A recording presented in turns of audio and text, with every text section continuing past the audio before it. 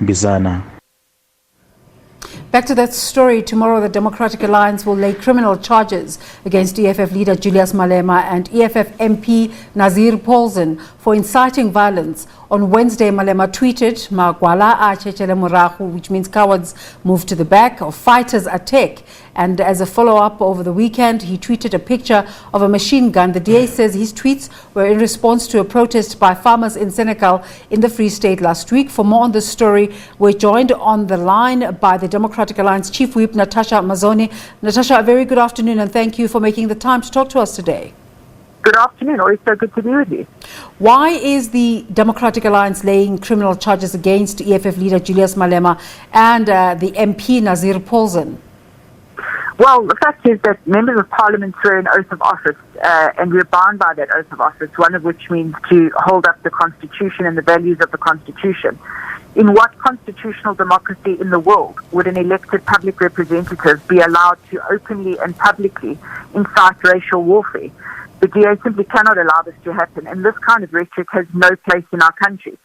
We'll be laying these charges, and then immediately we'll be calling on the Minister of Police, chechele, to act against Malema and Paulsen and ensure that their war talk inciting to violence and the fact that they are posting pictures on Facebook of military-grade machinery and ammunition, which is in a violation of the Gun Control Act, are investigated criminally.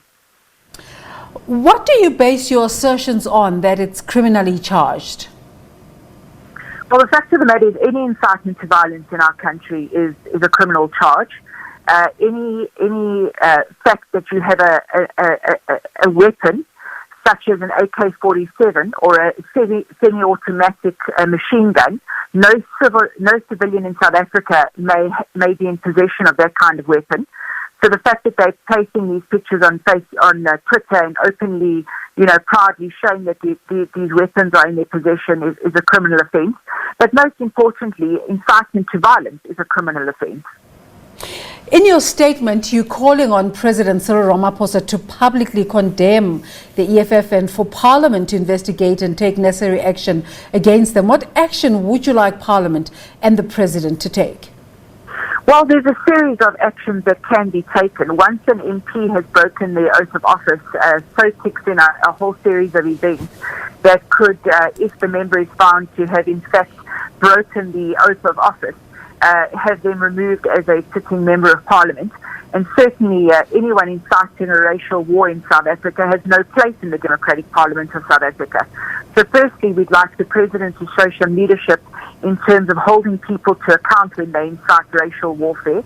And we'd also like Parliament to start using its teeth and in actual fact stick to the rules of Parliament, which guide us very carefully in the way you are to behave if you do not stand to the oath of office to which you've sworn an allegiance to. So both yourselves and the EFF are opposition parties. Are you now taking a different stance of holding opposition to account as opposed to the governing party? The Democratic Alliance holds everyone in Parliament to account, including themselves. So whether or not you're opposition or whether or not you're governing the party makes no difference. Anyone who incites violence and who behaves in a manner which sees racially diverse tactics being used to fuel what could become a civil war in our country needs to be held to account. And it's regardless of what party they belong to. The DA is the official opposition. The EFF happens to be a opposition party in Parliament. It makes absolutely no difference who they are. They must be held accountable for the incitement to violence and for breaking the constitutional oath of office. Yeah.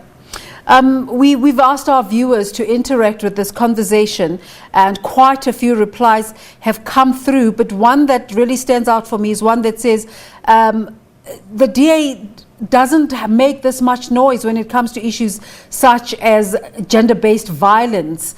Why is that the case? The DA was the party that called for a gender-based violence debate in Parliament. The DA has continuously called out the Minister of Police for the lack of action taken for gender-based violent crimes. And in fact, it was the DA that caught out the President when he said that gender-based violence legislation was in the pipelines. And we are the ones that demanded that that particular legislation be brought before Parliament as a matter of urgency. We have acted on gender-based violence from the very start. The DA is also one of the only parties that has a particular work stream dedicated to gender-based violence, offering to the President a solution to gender-based violence problems within our country. So, say that is completely infactual and untrue. We have fought gender-based violence, and we will fight incitement to violence and this kind of fascism with everything in our control and everything at our means. So you're approaching the courts tomorrow. Have you in any way engaged with the EFF about your intentions? I absolutely refuse to deal with fascists. This matter has gone too far. I will only deal with the courts in this matter, and I will have nothing to do with the EFF. You're going to have to face them in court if you go through with this. Yeah, when I face them in court, we'll be in court. But until such time, I have no obligation to talk to them in any way, shape or form. In fact, I've just seen a delightful tweet from...